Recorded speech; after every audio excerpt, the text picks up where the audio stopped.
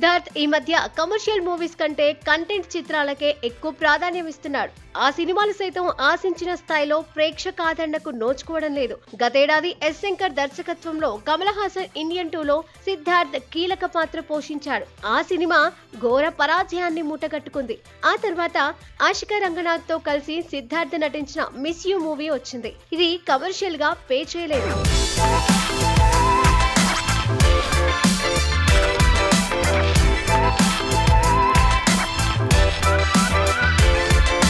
ఈ ఏడాది సిద్ధార్థ్, నయనతార, మాధవన్తో కలిసి నటించిన టెస్ట్ మూవీ ఇటీవలే ఓటీటీలో విడుదలైంది. కానీ ప్రేక్షకుల సహనానికి పరీక్ష పెట్టాలనే టెస్ట్ మూవీ ఉందనే విమర్శలు వచ్చాయి. ఇలాంటి టైంలో సిద్ధార్థ్ నటించిన content based movie 3BHK release కు రెడీ అయింది. Sarath Kumar, Devayani, good night fame, Meetha Ranganath, Chaithra J Achar, Yogi Babu ఇందులో ఇతర కీలక పాత్రలు పోషించారు. శ్రీ గణేష్ దర్శకత్వంలో 3BHK మూవీని అరుణ్ విశ్వ నిర్మించారు. అమృత్ రామ్ నాథ్ ఈ సినిమాకు సంగీతం అందించాడు. తమిళంతో పాటు తెలుగులోనూ ఈ సినిమా జూలై 4న విడుదల కాబోతోంది. విశేషం ఏంటంటే అదే రోజున నితిన్ హీరోగా దిల్ రాజు నిర్మించిన తమ్ముడు మూవీ సైతం జనం ముందుకు వస్తోంది. సో తమ్ముడుతో సిద్ధార్థ్ పోటీ పడుతున్నాడన్న మాట.